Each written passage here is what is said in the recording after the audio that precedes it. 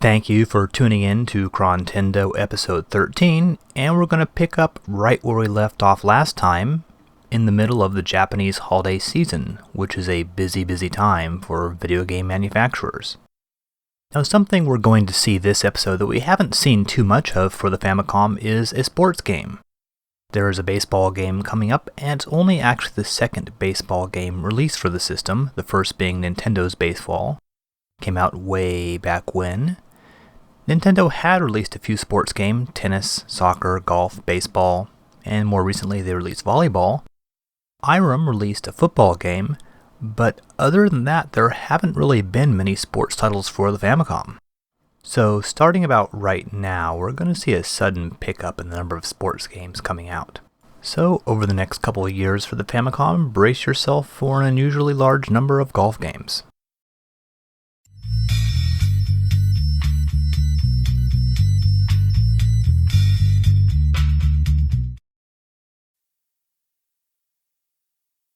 Well, there's something different right there. This is Gall Force, Eternal Story, and this is based on the 1986 animated feature film, the first in a series of several movies. The plot was concerning a race of all-female solnoids battling an evil alien race called the Paranoids. Sounds like this was written by L. Ron Hubbard or something. And this is the first game to be published by HAL. They'd previously developed some titles, but this is their first game as a publisher. They'd later go on to fame and fortune with such games as the Kirby series and Super Smash Bros. And here you'll see a pretty elaborate introduction sequence here that shows you all the characters. Now this is disturbing. That character is supposed to be only 10 years old. I guess we've just seen the introduction of Lolicon into console video games. Video game culture definitely takes a turn for the worse right here. Thanks a lot, Hal.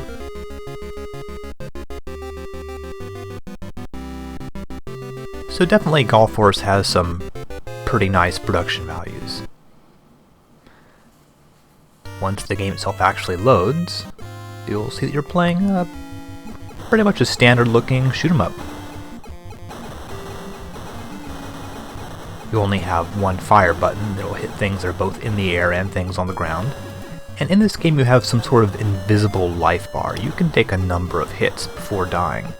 Well, actually the first thing that will happen is one of your engines will come off, then the second one, and finally once you're just to the main body, you'll then lose a life. Now once you've gotten to the first part of the level here, you'll eventually come to these little tubes that look, I guess, some sort of thing that'll launch you into outer space. You select one of these, depending on which level you want to go to.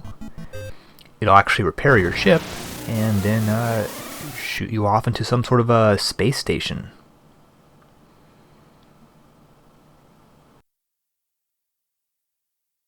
Now up to this point, Gall Force seemed like a pretty decent shooter.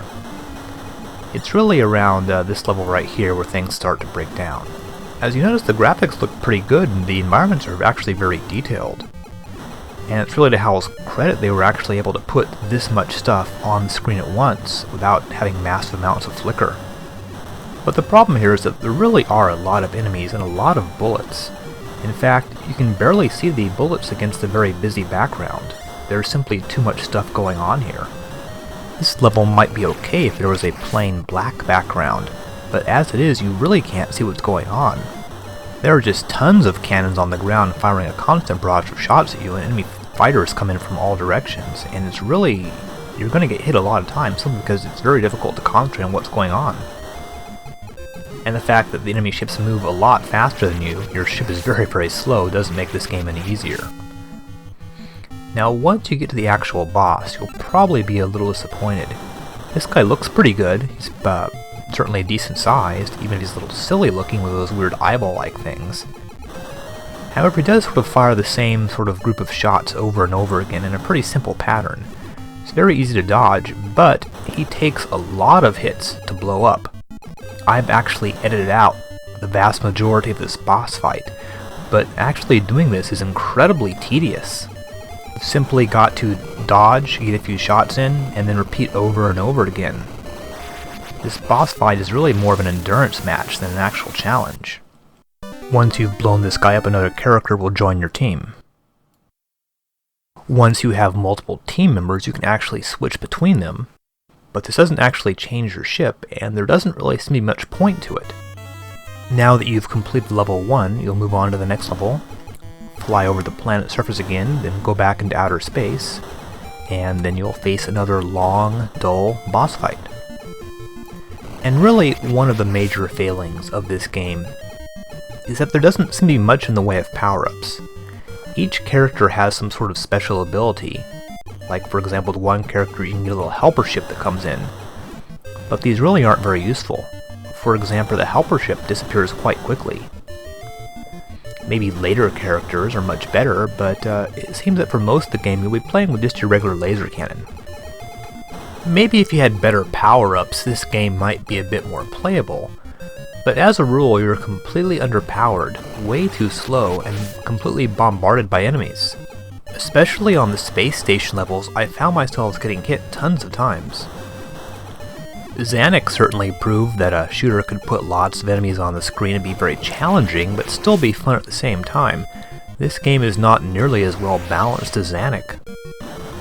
It's quite possible there are some aspects of this game that I simply failed to grasp. However, to me, this game certainly appears to be a technically very well done, but almost entirely unplayable shoot-'em-up. HAL Laboratories would of course go on to make better games in the future.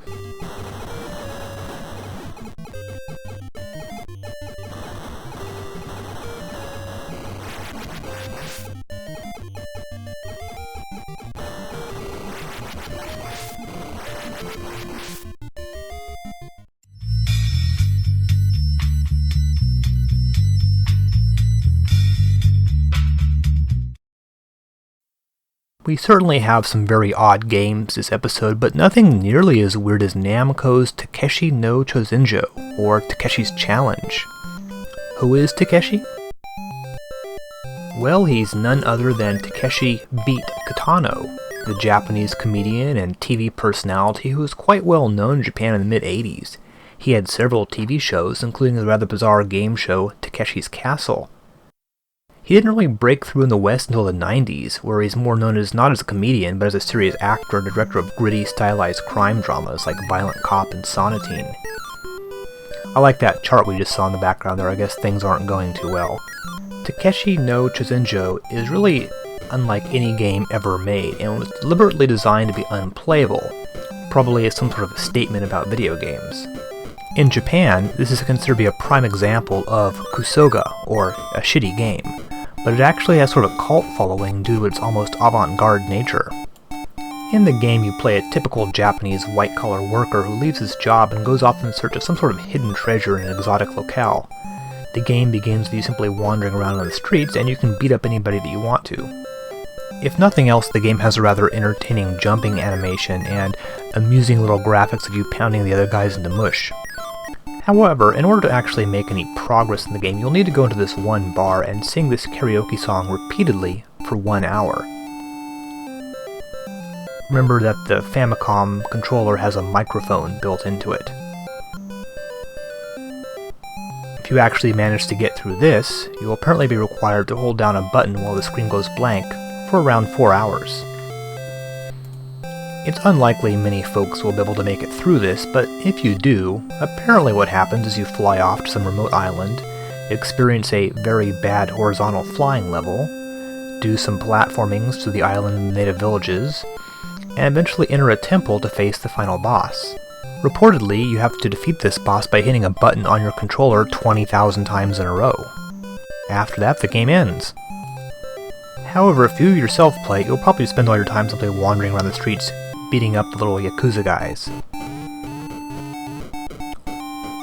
The only people who actually attack you are the, well, I assume they're Yakuza, the green-haired guys, or occasionally the cops. At one point you can enter a pachinko parlor and play a really silly little pachinko minigame, but I certainly wouldn't advise you play the game with the intent to get through it. Now, technically this game looks pretty wretched. Certainly the graphics aren't very appealing looking. And all the fighting is very boring. You simply battle someone by hitting your button and striking him over and over and over again while he does the same to you. While in theory this game was designed by Beat Kitano himself, I'm not really sure who actually developed this game. This does seem sort of below the standards of Namco's usual work. For example, there's a pretty notorious glitch in the game where you can enter one level where everything is completely screwed up. Though of course I suppose it's possible this could have been done on purpose. So what do we think about this game? Well, I don't know, it's really more of an experiment than a real game. I guess it's an interesting idea, but not the kind of thing you actually want to sit down and play.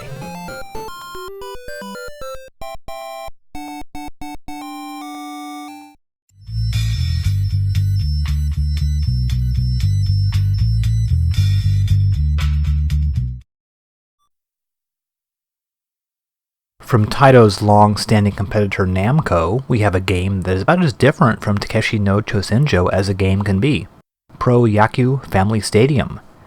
Yaku is baseball, and this is only the second baseball game for the Famicom after Nintendo's own early title, Baseball. However, Pro Yaku is significantly different from the earlier baseball games in that it uses real-life players. The teams are clearly based on actual Japanese baseball teams, such as the Yomiuri Giants, the Yokohama Bay Stars, and the Hanshin Tigers, and features such well-known players as Sadaharu Oh. This is actually the first game in Namco's Family Stadium series, or the Famista series as it's often called in Japan. Namco is still releasing Famista games to this very day.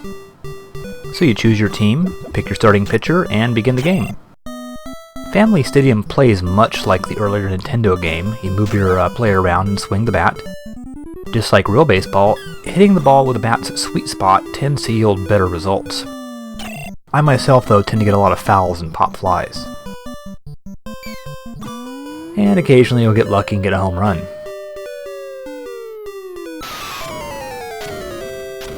Now once your player has hit the ball, you can use your D-pad and buttons to control your runner, whether you want him to advance to a base, go back, so on and so forth.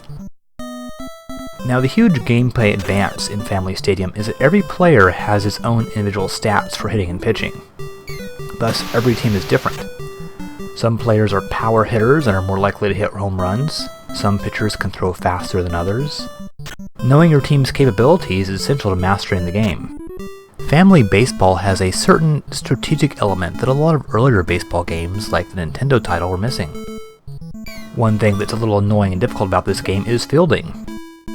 I myself find it pretty hard to determine where the ball is going to land. You can't actually see it while it's up on the air, so you sort of have to guess where to put your guy. If Family Stadium looks familiar to you, it's because it was released in the US by Tengen as R.B.I. Baseball. A lot of Namco's games were actually released by Tengen, and Tengen of course was the subdivision of Atari that released NES titles.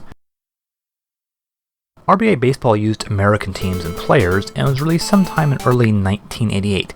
Now the actual team names could not be used, but since Tengen had the MLBPA license, the actual players' names could be used, just like in the Japanese version, and the stats were based on the real players' stats. As it turns out, R.B.I. Baseball became one of the most highly thought of sports games for the NES, and still has a pretty big following to this day.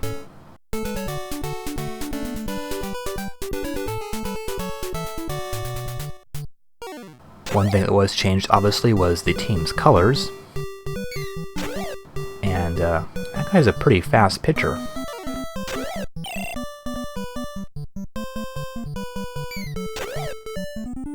Well, at least he's pretty good at striking me out. And once again, I get another foul. Now, regardless of the qualities R.B.I. Baseball has as a game, it did mark a pretty major turning point in sports games, away from games featuring generic teams and players, and more towards games based on actual sports leagues and real players. Today, of course, a lot of the popular sports franchises are all pretty much, licensed by the NFL or Major League Baseball and so on and so forth.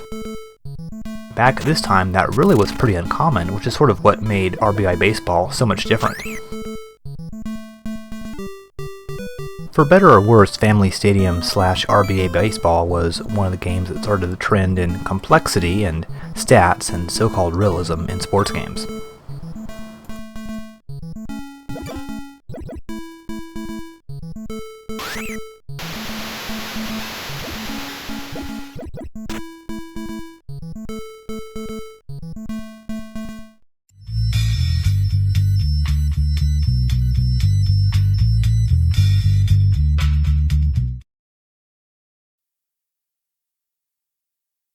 Here we come to Sherlock Holmes, Hakushaku, Reijou, Yuukai, Jiken. This is a very strange little game that is almost unknown today. The subtitle translates roughly into The Kidnapping of the Count's Daughter, which is exactly what we saw occurring during the title screen. This game involves the disappearance of Margaret, daughter of a British count.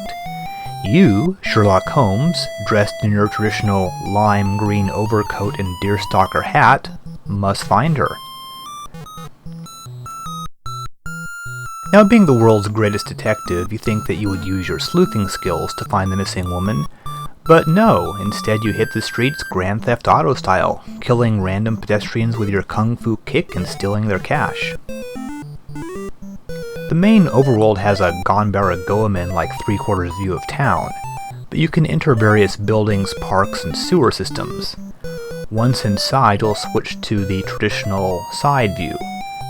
Oddly, the next game we're going to see, Doreamon, uses a very similar system. Another odd thing, once you're inside, Holmes' wardrobe inexplicably changes from green to purple. One rather annoying thing about this game, whenever you hit someone inside of a building, they'll say something. You'll need to hit both your A and your B button to close this screen and return back to the normal game. Once you've found the magnifying glass, you'll need to search around for clues. Right now I was examining a crack in the wall, and it gave me a little clue. Well, like Zelda, most of these clues aren't particularly helpful. I mentioned a certain similarity to Doreamon, but the game world is much smaller in this game. I think there's only, maybe 6 or 7 cities?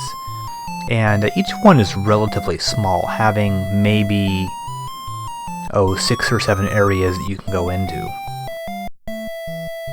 And the areas are not exactly huge. The parks and the sewers are usually not more than a few screens each.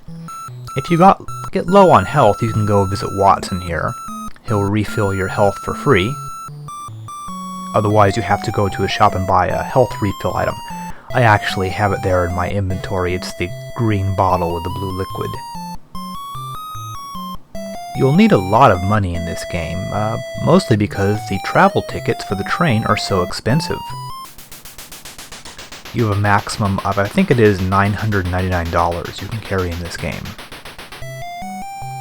Some of the train tickets cost almost that each way, so you'll often go to a city, do what you need to do, and then go around killing some more people and get some more money. At every city there's often a little criminal headquarters you can visit. You'll need to put in the correct password, otherwise they'll steal some of your money, you'll lose a lot of health, and you get kicked back out on the street.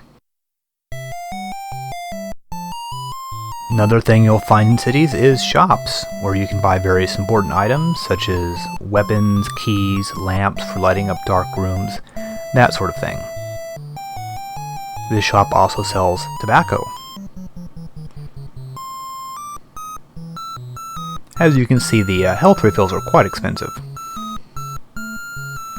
And really, you'll spend a good chunk of this game simply walking around killing pedestrians. Oddly enough, unlike in Grand Theft Auto, the police don't really seem to mind. This knife here is not very useful for pedestrians. Your kick is much more powerful, but even better is when you can eventually get a gun. Once you have that, you'll be able to clear through pedestrians quite quickly. And there are also these various bad guys that pop up the sewers and whatnot. One rather amusing thing about this game is it certainly depicts British cities at the time as being very dangerous. Here in Edinburgh, people walk around the streets randomly firing off guns. Another thing, this game is actually pretty hard. You have very little life and can take maybe 2 shots before dying.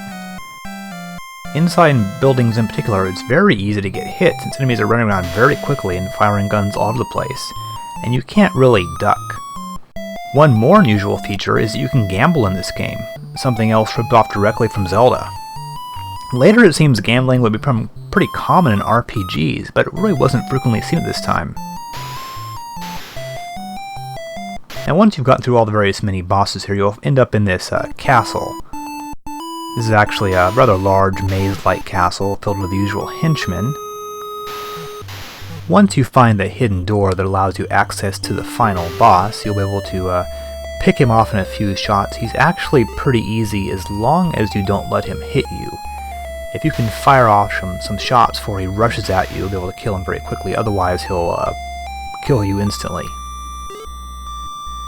Like a lot of games at this time, the developers of Sherlock Holmes, whoever they might be, this game was published by Takeshi, not a very well-known Japanese publisher. I don't know who actually developed the game. Takeshi was later known for the Garfield game for the Famicom.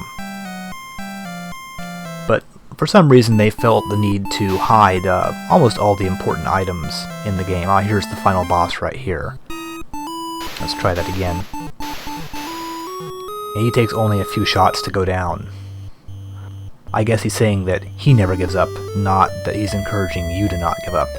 As I mentioned, Sherlock Holmes is sort of an odd little game. In some ways it's ahead of its time. The way you can travel around from city to city in a non-linear fashion, have to pay money for the privilege, the use of gambling. In a lot of ways, however, it's a pretty much unplayable relic of its era. Your character handles very badly, and the aspect of running around looking for various clues hidden in random spots is certainly not very appealing.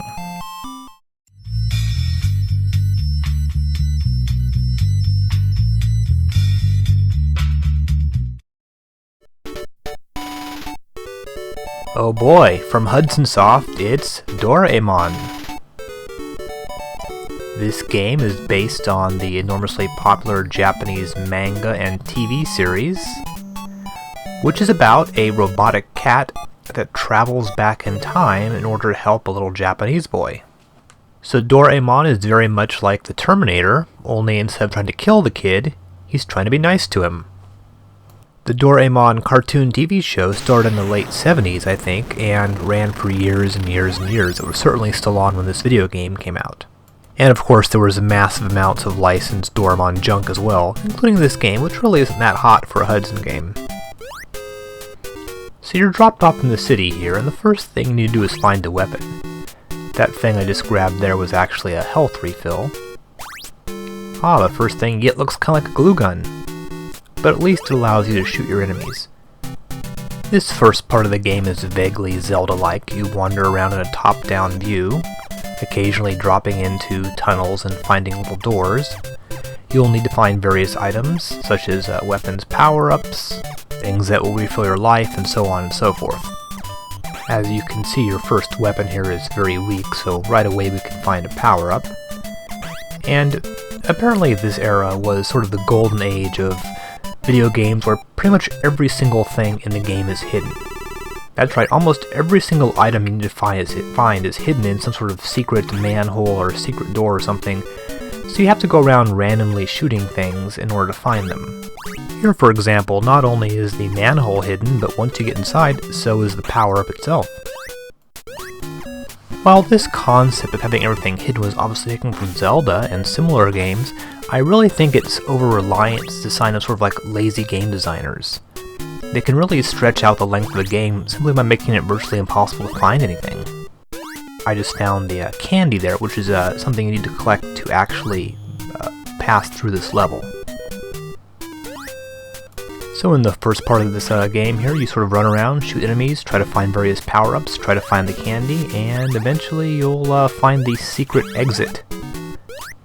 And this first world here is not incredibly large. I mean, compared to Zelda, the overworld is much smaller, and there's only a few manhole covers and whatnot to go into. Here you found the very unusual underground graveyard. And we're actually coming up to the first boss here. The gameplay in Doreamon is pretty simple, mostly just run around and shoot things. You don't really have any sort of ducking ability or anything like that, and your jumping is pretty limited, so it can sometimes be difficult to avoid getting shot. Well, here's the first boss. We just need to avoid his little projectiles there and occasionally jump up and shoot him a few times, and he'll be taken care of. And really, the first part of this game isn't that bad. It's only in the second part that it starts getting pretty horrible. I believe there are 3 parts altogether. Once you've taken care of him, you'll then move on to the next level, which is actually a really terrible shoot-'em-up level. And it's odd because Hudson had made good shoot-'em-ups, such as Star Soldier in the past, and would make obviously very good ones in the future, but this is really awful. I mean, quite frankly, you really sort of want to try to rush through these levels because you hate playing them so much. There are a few minimal power-ups you can get, like you can get one of the kids to sort of act as your wingman here, but really this part of the game is very unpleasant. So I can't really recommend Doreamon as a good game. First part's not so bad, it kind of gets worse from there, and it really is sort of below the level of work that Hudson was normally turning out.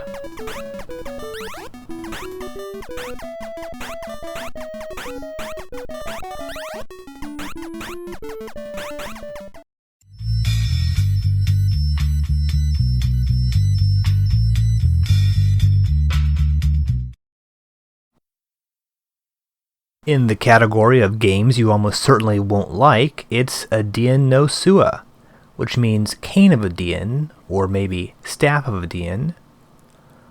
Right away on the title screen, notice the copyright notice from Ask Kodansha. We'll discuss that a little later. But when you open up this game, probably the first thing you'll notice is that it is a shockingly blatant ripoff of Zelda. Run around killing monsters, but there's one major difference. This is a math game. In order to collect the bells, you need to solve a very simple arithmetic problem. If you get the answer wrong, it will close the door and send some monsters in. If you get the right answer, you'll be able to collect the bell, which can be used to buy things later in the game. Now, Kodansha is a huge publisher of Japanese books, magazines, and manga. I believe they're actually the largest publishing house in Japan. I'm not sure what they really have to do with this game. I don't think it's based off an existing manga, and I can't really imagine Kodansha developing this game.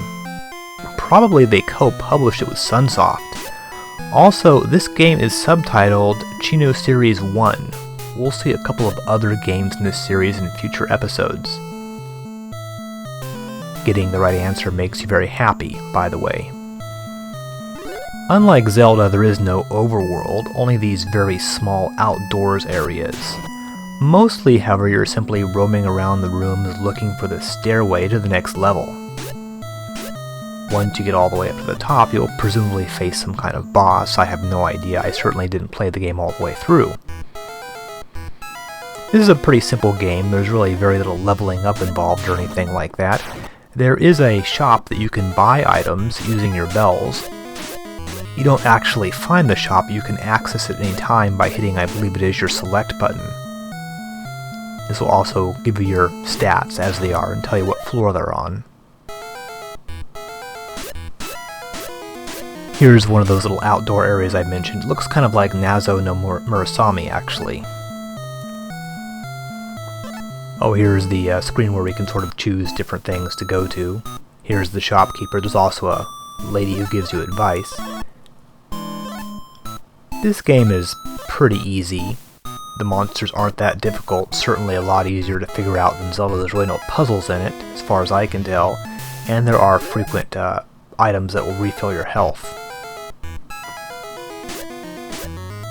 So really, Adian no Tsue is an incredibly minor title from Sunsoft, a company which has produced a lot of minor titles so far, and pretty much completely forgettable once you get over the weird concept of combining Zelda dungeons with a math game. Oh, I found the staircase there. And now I'll go from level 1 to level 2. Which is exactly the same as the first level.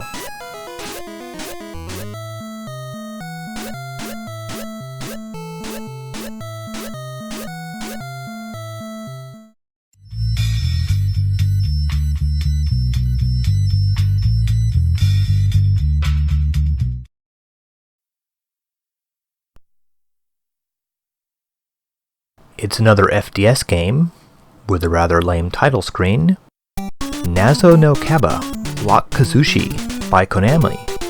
that name means Riddle of the Wall, Block Destruction. Oddly, this game was actually released in Europe in 1991 under the name Crackout, but never in the US. Nazo no Kaba is a cool little game, but it definitely cannot be called original, since it's a pretty blatant clone of Taito's Arkanoid, and actually managed to beat Arkanoid to the Famicom by around a week. Now, for those of you who are not familiar with the basic style of this game, the premise goes all the way back to the 1976 Atari arcade game Breakout. Here's the classic Atari 2600 version of the game. Breakout is sort of like a single-player version of Pong. The idea is simply to hit the ball with your paddle and destroy the wall of bricks. In 1986, Taito revived this idea with their big arcade hit Arkanoid. Added such enhancements such as power-ups and enemies that fly across the screen. And Nazo no Kaba is sort of an enhanced version of Arkanoid. It adds more complicated brick structures and more enemies to destroy, and as well as additional power-ups, such as that Castlevania-like stopwatch there. In fact, even Konami Man himself makes an appearance. If you catch him, it'll let you move on to the next level without destroying all the blocks. There we go. Note the odd little Puyo Puyo-like enemy floating around in this level. I'm sure that's just a coincidence. At any rate, all these additional elements actually make this game pretty fun. I think I probably like it more than Arkanoid, actually. Even add stationary bosses that you need to destroy. There's actually only one boss in Arkanoid on the very last level. And this game has them scattered throughout the game.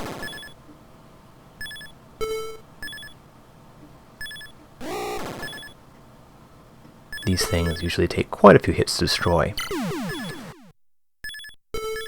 And one thing that Nazo no Kaba does, it has added some additional power-ups to the game. Some of them are copied right out of Arkanoid, but there are other ones as well. Note this sort of science fiction theme here. Again, that's copied straight out of Arkanoid. Breakout didn't really have any particular theme to it, whereas Arkanoid added sort of like spaceships and aliens and whatnot to the whole Breakout idea. Some of the power-ups, there's the one that makes your paddle extra long. There's also the power-up that gives you 2 balls in the air at once. Just like in Arkanoid, there are blocks that take multiple hits to break. Now there is one major problem with Nazo no Kaba, and that's the controls. Traditionally these games use a rotary paddle for fast, accurate control, and the D-pad simply doesn't work quite as well. You can't fly across the screen in order to stop an out-of-control ball the way you can with a rotary paddle. Konami has compensated by giving the game less horizontal space. But the bottom line is that Breakout clones really work best with a rotary paddle. Regardless, this game is a lot of fun, and I would highly recommend it. I think I like it a little better than Arkanoid itself.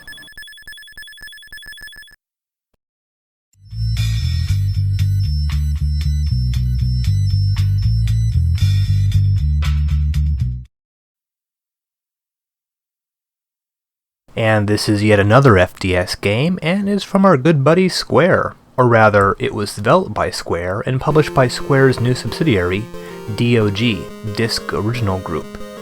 DOG was sort of a consortium of various small developers and was created specifically to release games on the FDS. We'll see a number of DOG titles released, but most of them, like this game, really aren't very good. Suishō no Ryo is a text adventure game, one of the earliest text adventure games on the Famicom, but it's really closer to Dead Zone than to Portopia.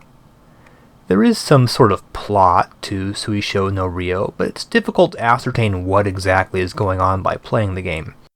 By the way, we're actually going to be looking at an unofficial English translation here. This game, of course, was never released outside of Japan. I can only assume the Japanese game came with some sort of detailed instruction book that laid out all the characters and the backstory. It sort of starts out suddenly with your main character running into a mysterious space dragon, and then a mysterious green-haired woman named Jean. You'll soon find yourself back on your planet, but there isn't really that much exploration you can do. from the main screen with the news broadcast, you can move a couple screens in each direction, and usually there's somebody waiting for you at the end of each direction. And occasionally other characters will pop up, but they really aren't introduced, so very little of what actually happens in the game makes sense. Apparently, people are disappearing and you have to find them. Now, as you may have noticed, this game doesn't use text commands like Portopia or Dead Zone did, but rather little icons for, well, let's see, there's move, look, pick up, talk, use, open door, etc., etc. There's actually really not very much dialogue. You do have limited interaction with other people at several points. But most of the game is stuff like this. How do you open the door? Well, pick out your revolver and shoot off the lock. Then go inside the door. What do you do then? Well, look around inside the single room until you notice there's a false panel. Then open it and touch the computer. Then you'll get some kind of plot point that appears. Actually, this section right here is one of the very few sections where you can actually lose the game. Jean will appear and try to shoot you if you don't shoot her first. So you can't actually die in this section. Most of the time, though, you spend most of the game just sort of running here, going there, opening this door, using this particular item at a particular spot, etc., etc. But this game is a long way from Enix's Portopia with its large cast of characters and interesting red herrings and dead ends and leads that take you to new areas and so on and so forth. Now, there are actually several locales in this game. For example, your home planet, you fly around in space on what is apparently some sort of space scooter, and you actually have to go to a couple other planets, neither of which are very interesting. At various points you collect certain items, or you have items given to you that pretty much usually only have one use, maybe two. This game does occasionally get a bit frustrating. Some parts, like on your home planet, are extremely easy to navigate. In other cases, like when you're in outer space, you just sort of wander around randomly until you run into a planet. Oh yes, and here you get 999 credits, even though I don't see how you can actually use them, so what's the point? So eventually you go to this one planet, find this mysterious pyramid, use your magnetic key to get inside, then you wander around until you find a computer. Eventually you'll find some sort of glowing crystal orb.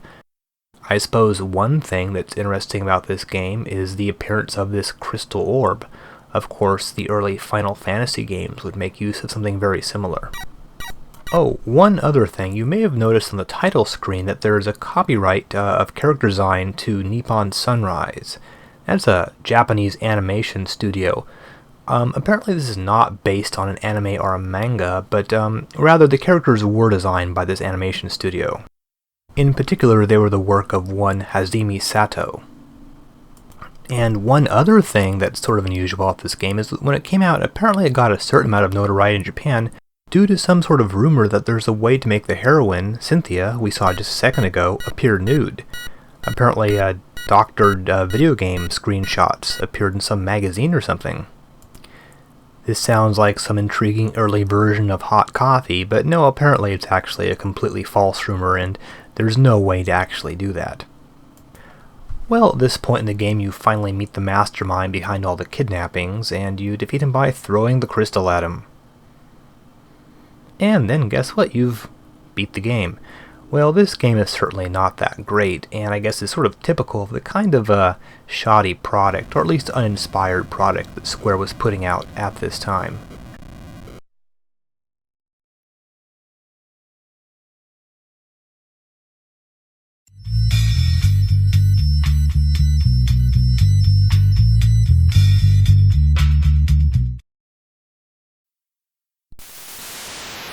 I'm not really sure how to classify this game breeder. It's not so bad that it's Kasuge, but it's certainly not any good either. Probably the best thing about it is the very cool Roger Dean style logo. Oh yeah, and make sure you pay attention to this title intro here because it's the most exciting thing that happens in the entire game.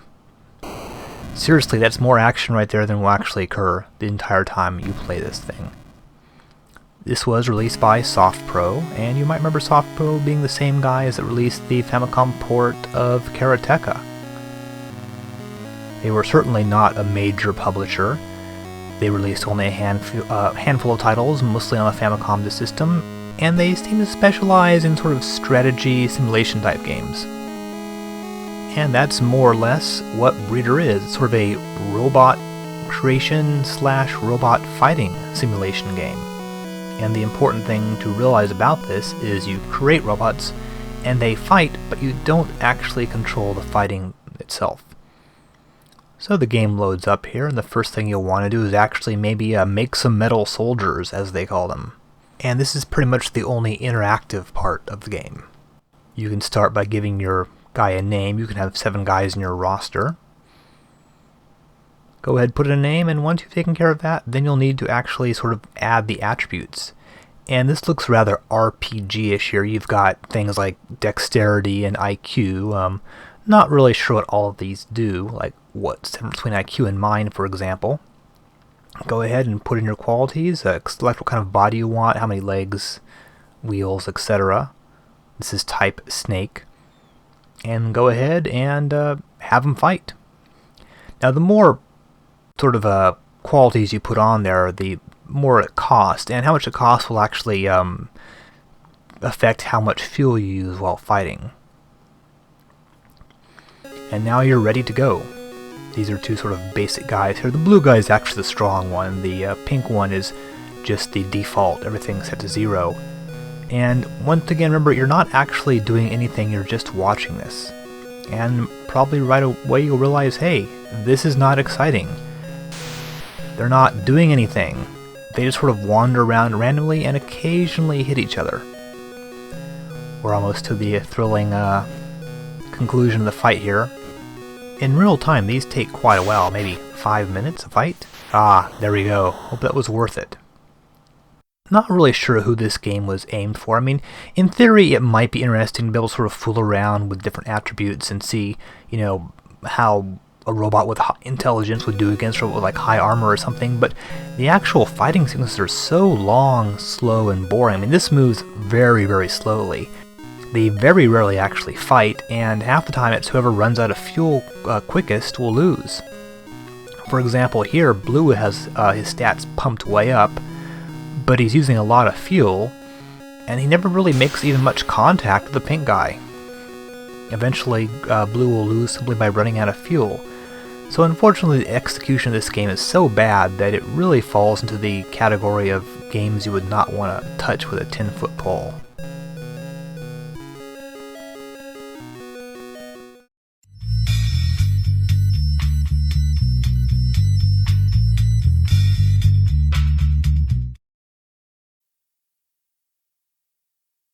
At last, we come to what is probably the second most infamous game in this episode, right behind Takeshi no Chousenjou, namely Mashu, or Deadly Towers, as it was renamed in the US. Mashu was developed by Linar, who are also behind Bird Week, and published by Irem, or by Broderbund in the US. The US release of this game was not well loved, to say the least. Deadly Towers is not known for being a good game, but it became quite notorious, mostly because of the internet pop culture commentator Sean Baby listing it as the worst NES game of all time. It's not really that bad, but it certainly isn't very good. Now, Masho means Evil Bell, and the plot, which was detailed in that lengthy title screen scroll earlier, involves young Prince Meyer climbing 7 towers in order to collect a bell at each one. At this point, the bells must be burned in order to access the evil Rubus's lair. Deadly Towers plays like a twisted evil version of Zelda. You go around fighting monsters that drop health refills and money, you can buy things and find heart containers that increase your life bar. A note to future video game designers, the third monster you face in a game shouldn't take like 20 hits to kill. Now, just like Zelda, Deadly Towers has an overworld of sorts, this castle that you start off in, but it's relatively small. You progress through it vertically, and there's only around 8 or so vertical levels, each level being a few screens wide. The top level of the castle is the room with the flame used to burn the bells, as well as the entrances to the towers themselves. Of course, you can't go there directly because the way is blocked. Now, this is where the game gets cruel. This area that I'm in right now is actually the dungeons. There are 10 dungeons in Deadly Towers, all of which have hidden entrances. You can't make the entrance visible, but rather you will unexpectedly be transported to the dungeon simply by stepping on the square where the entrance is found. Once you're in the dungeon, you can't just leave, you actually have to find the exit. As you can see, every room of the dungeon is pretty nondescript. They certainly didn't put a lot of effort into designing the dungeons. All the shops are found in the dungeons. Here I want to buy those boots that will make me walk a little faster, but unfortunately I don't have nearly enough money yet. Now the thing about the dungeons is that each one consists of around 100 to 200 interconnected, virtually identical rooms, each filled with monsters, some of which will kill you instantly upon entering the room. So when you suddenly find yourself inside of a dungeon, there's no way of really knowing where you are or where the exit is. Furthermore, you actually have to navigate through the dungeons in order to find the shops, in order to get the key to get past the roadblock. The shops sell different items, so it's going to be quite difficult to have to navigate through the, 1,500 to 2,000 dungeon rooms in order to find what you're looking for. Here I've gotten through the dungeons and I'm back in the castle at the room where the flame is, and those are actually the entrances to the towers right there. Once you get to the entrance to the towers themselves, you'll find they're actually pretty simple. Essentially, you just go up 10 flights of stairs to the entrance to the actual tower, then 10 more flights up connected by ladders to the boss. Most of the bosses are actually pretty easy. Additionally, a number of very important items are found in the towers, but they're almost all hidden, requiring you to find a hidden teleportation square in order to get to them. The game itself will be extremely difficult without these helpful armor and weapons hidden in the towers. This right here is one of the towers. Those little guys in devil suits look pretty badass, but actually they're not very tough at all. They're a lot easier to kill than those little blue blobs floating around.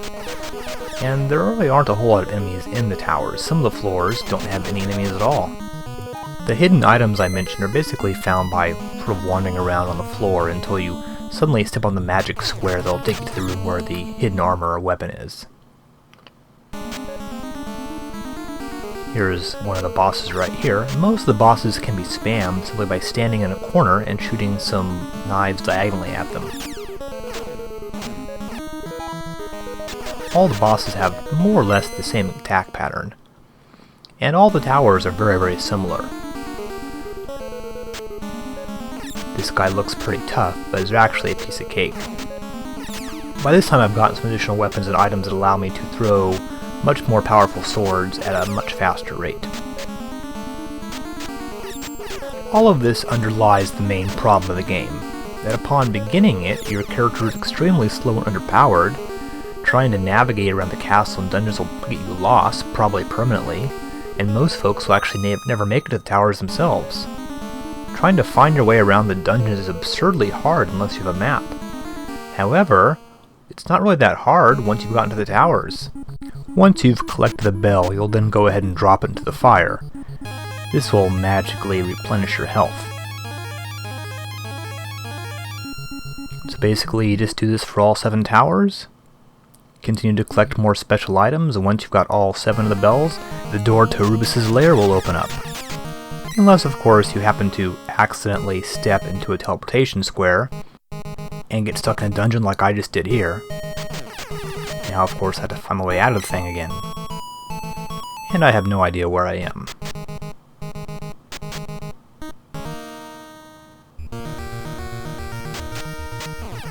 So here's the final climb right here. Not really too bad, and once you get to Rubus, you'll find he's almost certainly the most difficult boss of the game. However, for the most part, Deadly Towers is horrifically unbalanced. The only really difficult part in the second half of the game is fighting Rubus himself. Add in some wonky controls and the fact that being hit by an enemy will often cause you to slide down the screen off a cliff, and you get a game that a lot of people really hate.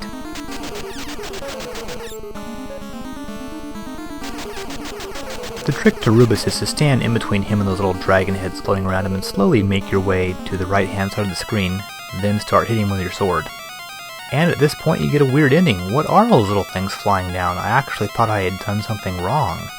But no, suddenly it's raining little, well, I really can't say what those are supposed to be. Well, it must be a good thing because you've now finished the game. So, there we have Deadly Towers. No, it's not a good game, but it's not nearly as bad as you might think. I guess it's sort of the apotheosis of the idea that things in video games should be hidden, a la Zelda. Everything in this game is hidden. The dungeons, the entrances, virtually all the important items, the shops. It's all been taken to such an extreme that the game is very difficult to play. Though I guess it's still better than the Takeshi Kitano game.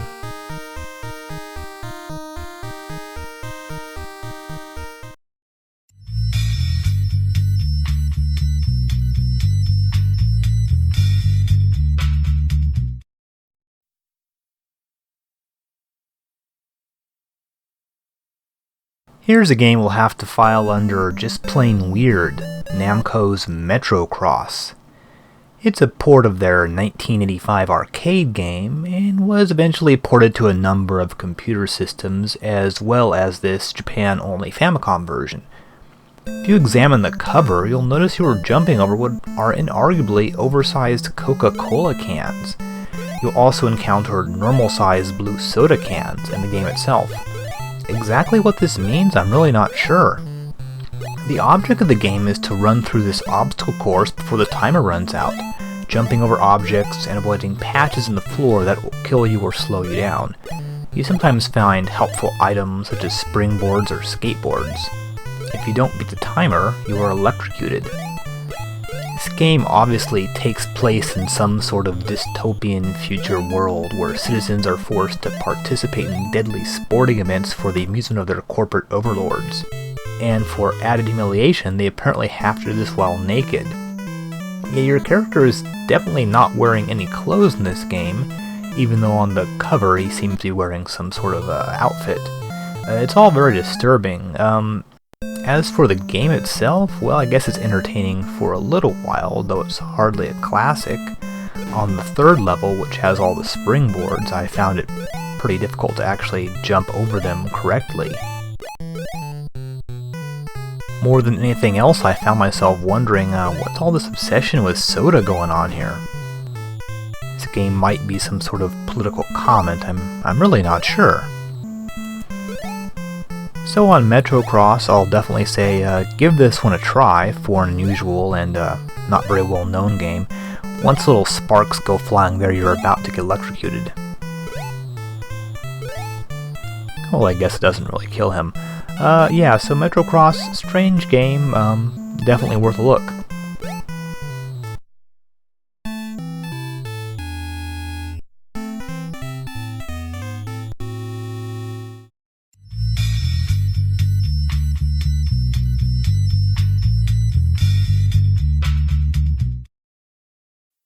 Well, this would almost certainly be considered to be the best game we're going to see this episode. King Kong 2, Ikari no Megaton Punch, and it starts out with a really great introductory cutscene here. Yeah, it looks like King Kong misses his girlfriend and is about to go on a rampage. That's the plot of the game. Now, if you're wondering, what is this about King Kong 2? Was there a King Kong 1 game? No, this is actually based on the 1986 film, King Kong Lives, which was known as King Kong 2 in Japan.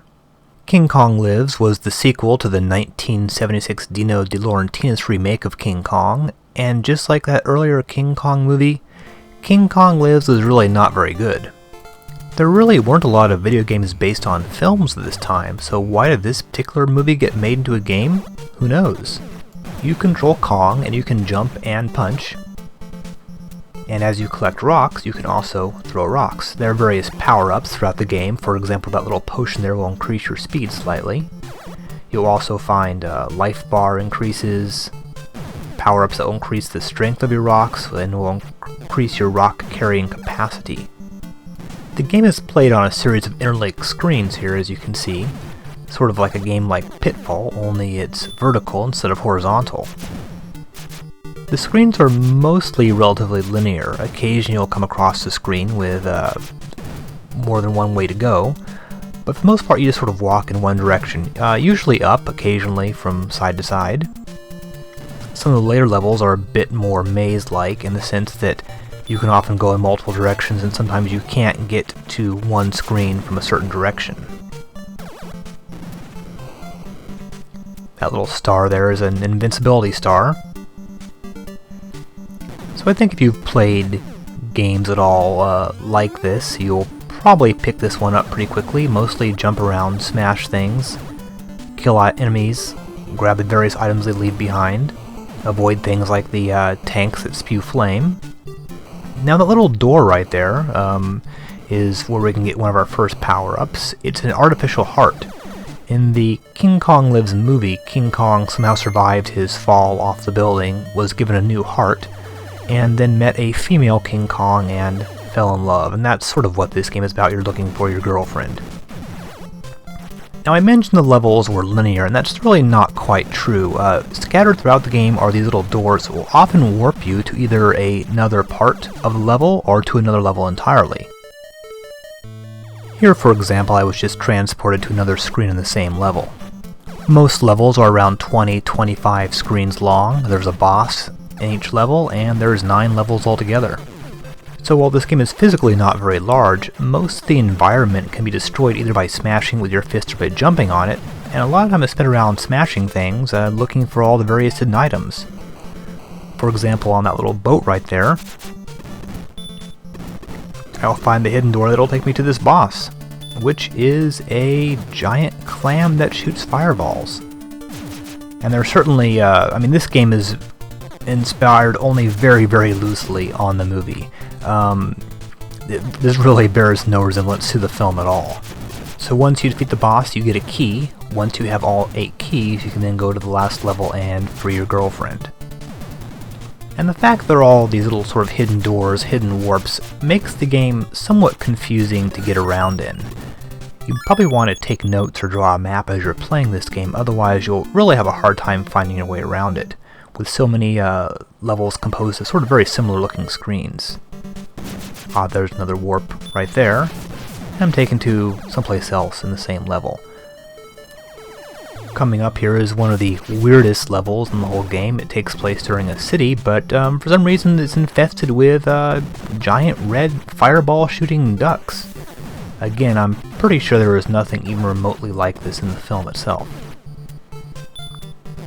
Well, is this game any good or not? Yeah, it is pretty good. This is a typical quality title from Konami. I'd say it's probably the best game in this episode. Doesn't quite stack up next to something like Castlevania, but it's certainly pretty fun playable.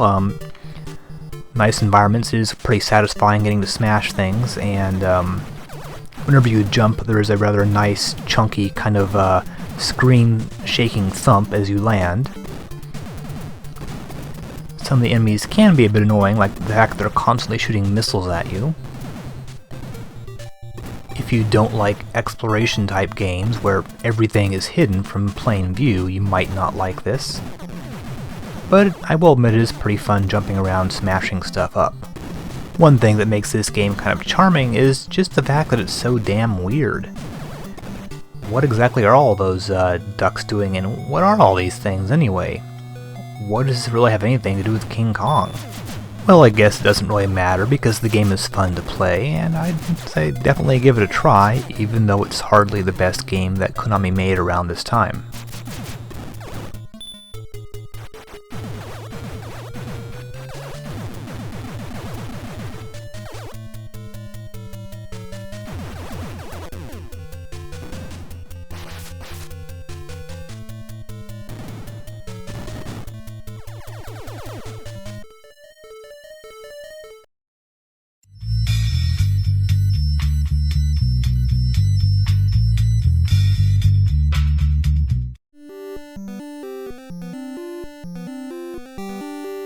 Released the same day as King Kong 2 was the Sunsoft title Wing of Madoola, sometimes called Madoola no Tsubasa or even Madara no Tsubasa. And like a few other recent titles, such as Gall Force, Space Hunter, and Metroid, your character is female. Madoola is actually a rather unique inversion of the traditional video game plot. Your character, Lucia, is trying to rescue a prince. Madoola is a side-scrolling platformer, albeit one without much real platforming. Lucia is armed, so you might compare this to earlier Sunsoft platformers such as Tokaido Goshu Sanchi or Atlantis no Nazo, and it might even remind you of a little Castlevania, even though Castlevania was still a pretty new game when this came out. One addition to the standard side-scrolling platformer formula is that Madoola has some light RPG, Zelda, Metroid-esque elements thrown in, through the introduction of a steady stream of power-ups you collect. In every level, you find a couple items that will improve your abilities, such as boots that allow you to jump higher, and consecutively more powerful swords, and even magic spells.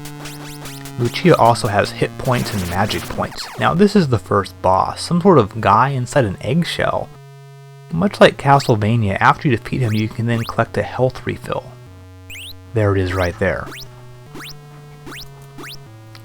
Now one thing about Madoola, the enemies are hard to kill even at early levels. For example, in level 2 you'll come across all these little purple blobs that tend to surround you in groups, but they take multiple hits to kill. There's really no way you can take them on, so you'll need to try to outrun them.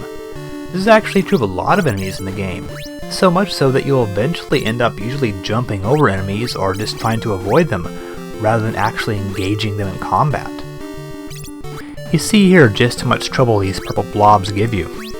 Also, enemies often come at you at very strange angles, and sometimes very quickly, so it's difficult to actually fight the enemies without taking damage. I don't know about you, but I don't really like this in a game. It seems to me that when I spend the entire level sort of trying to run and jump over all the enemies, it doesn't really seem like I'm actually playing the game, but rather I'm just sort of rushing through the levels. Here's something I don't really get. It looks like a boss level with no boss in it. I guess it's just an empty room. Now all of that said, this game actually looks pretty decent. There's quite a bit of variety in the levels, like you've started overground and then moved into these underground caverns, and then you sort of get a lot of variety in this game. Madoola is probably the closest thing to a good game that Sunsoft has come out with so far. Of course, considering some previous titles were Super Arabian and Atlantis no Nazo, maybe that's not really saying much, but this definitely shows Sunsoft moving in the right direction. As we can see, collecting that energy refill there doesn't actually refill your hit points entirely, only partially. Now, Madoola definitely has some problems. I've already mentioned that most of the enemies are a little hard to kill, and also the controls are not quite right. Definitely better than Atlantis no Nazo, but the platform parts are still quite a bit of pain. If anyone ever complains about the controls for attacking and jumping in the first Castlevania game, have them play this game. That will give them some perspective. Trying to jump on these things is really not a lot of fun. So all in all, Madoola, a great game? No, definitely not. An improvement over previous Sunsoft titles? Absolutely.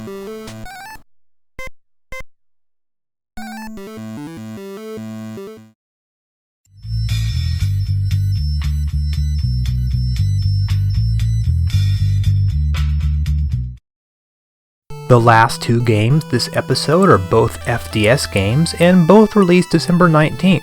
First up, we'll do Deep Dungeon. It sounds like an S&M porn title, but is actually an old school RPG developed by Hummingbird Soft. Also, it's the second release on Square's new FDS imprint, DOG.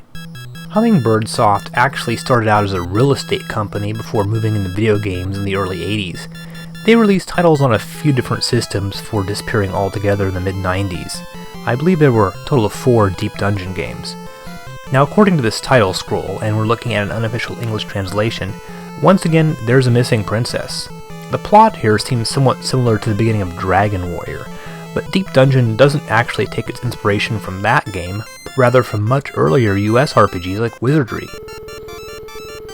Now, there is an inn and stores where you can buy weapons, magic, and supplies, but there's really no outside world in this game. No mountains and forests and towns and that sort of thing. In true dungeon crawler fashion, everything takes place inside the dungeon. You basically start out at the top of the dungeon, and your goal is to get to the bottom of the dungeon, that's the 8th floor, and then kill the main bad guy. As usual, the cheap-ass king gives you a measly 200 gold pieces so you can buy a simple weapon. Then you descend and you're in the dungeon. How this game is played is you enter the dungeon, killing monsters, collecting gold, and earning experience, while occasionally heading back up to rest at the end and spend your money. Then head back down and explore a little bit deeper. Later you will actually find shops inside the dungeon itself. Once you get enough experience, you'll level up and your hit points will increase. You also have attack, that's AP, and defense, that's AC, but as far as I can tell, those can only be increased by buying weapons and armor. In the dungeons, aside from monsters and treasure, you'll occasionally encounter an NPC, usually a helpful, friendly warrior that you can talk to who'll give you a little hint, and occasionally you'll find a message. One rather interesting thing about this game is it seems that most of your money comes from these little piles of trash that are scattered all over the place. Every time you come across one, you examine it, and it contains either gold or a monster, or maybe even both. You can kill the monsters for experience, and obviously the gold you can keep. Oddly enough, when you re-enter a level, the trash will be restocked, so you can check them again. Deep Dungeon is probably the only RPG where you spend a considerable amount of time rummaging through piles of garbage. As you may have noticed, this dungeon is pretty nondescript. You have no in-game map, at least not immediately. You can actually buy one a little bit later in the game, so you'll probably need to draw a map. In fact, the main challenge of the game seems to be finding your way around the dungeon. Something else is a little different from Dragon Warrior about this game is you don't really seem to encounter very many random monsters. They mostly exist in preset locations like this thief here who is always in this little room, or in piles of trash. So wandering around the dungeons, you actually very rarely just encounter random monsters. This can sometimes make your experience a bit hard to collect. That's why you're often going back to the piles of trash. You'll see me level up here in just a second. A charming little heroic level up theme plays.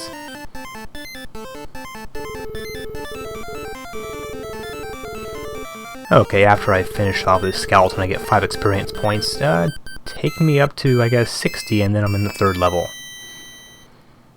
As you may have noticed, it doesn't actually increase your attack power or your defense.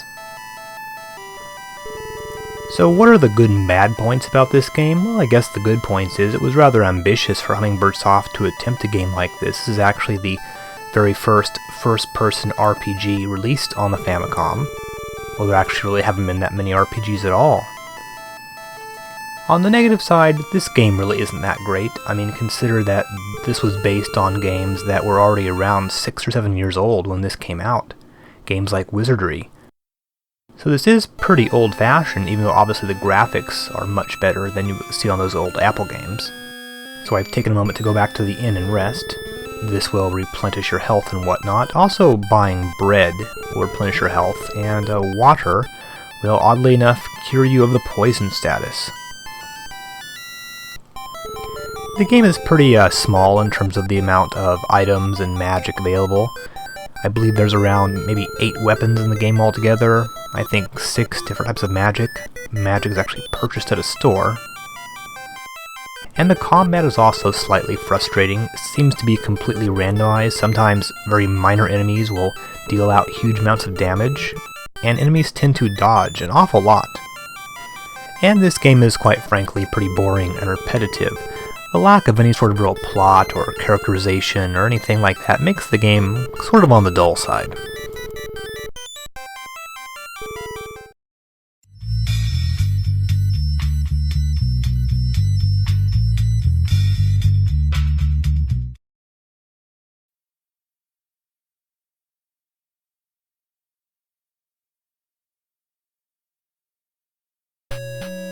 Sadly, we have now reached the last game this episode, Nightlore, published by Jalico and licensed from Rare? Yes, this is a Rare game, and we'll discuss that in just a moment, but first, check out this awesomely terrible introduction screen. My god, those flashing rectangles. It's like something you would program in 10 minutes back on an old Apple II.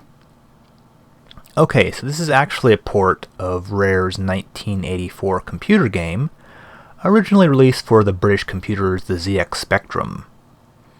This is an FDS game, so you can create a profile and save your game. Back then, English developers traditionally had really awful names, and Rare was no exception. Back in 1984, they called themselves Ultimate Play the Game for some reason. By the time this game came out for the Famicom, they had changed their name to Rare. Night Lore, like a lot of old Spectrum games, is very fondly remembered by fans of the system, and highly regarded in those circles, and like a lot of Spectrum games, it's actually pretty terrible. You play this little elf. Well, actually in the original computer version he was more like an explorer guy, with a pith helmet or something. But you play this little elf who suffers from lycanthropy and turns into a werewolf about every 30 seconds. You can see the little night and day cycle thing running in the corner there. So you roam around the world, avoiding traps and collecting items, eventually putting them to a magic pot to obtain a cure. Now, back when the Spectrum version first came out, this game was considered to be pretty pioneering. It was one of the first video games, or rather one of the first home video games, to use isometric perspective. You'll probably remember that in arcade games like Q*bert or Congo Bongo. Today the game just seems sort of boring and pointless from a gameplay perspective. This Famicom port looks substantially different than the original Spectrum version. The characters and levels have all been reworked, apparently by Jellicoe themselves. Trying to move around using the D-pad is really an exercise in frustration. Still, the transformation animation is pretty amusing. Nevertheless, Night Lore hasn't really stood the test of time very well. So, sorry to end this episode on sort of a disappointing note, but next episode we'll be seeing some rather more interesting games.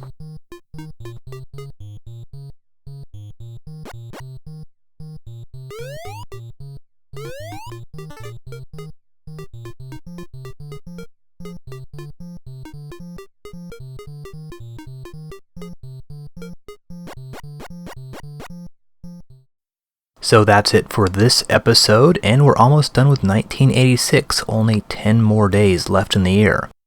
Definitely tune in next episode when we'll introduce the year of 1987, plus not one, but two major releases from Nintendo.